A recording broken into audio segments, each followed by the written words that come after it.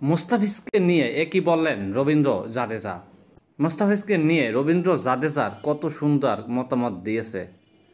জাদেজা বলেন, প্রত্যেকটা বলারের কাছ থেকে টিম অনেক কিছু আশা করে, আমরা নিজেরাও চেষ্টা করি সর্বোচ্চটা দিতে।